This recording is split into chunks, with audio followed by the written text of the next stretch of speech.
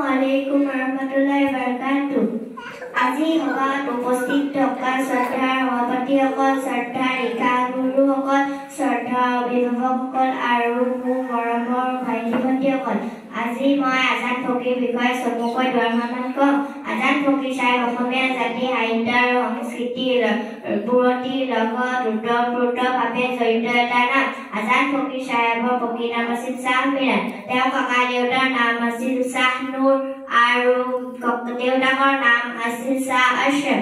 ভায়েক নবীক লগত লৈ শ্বাহ মিৰাণে সুদূৰ ইৰাকৰ বাগদাদ চহৰৰ পৰা হজৰত মহম্মদ আৰু ৰাছুলুল্লাহ সাল্লাল্লাহু আলাইহি সাল্লামৰ শান্তি প্ৰেম আৰু শান্তি বাণী প্ৰচাৰ কৰিবলৈ ইৰাণ, আফগানিস্তান, পাকিস্তান হৈ ভাৰতবৰ্ষৰ দিল্লীত উপস্থিত হয়।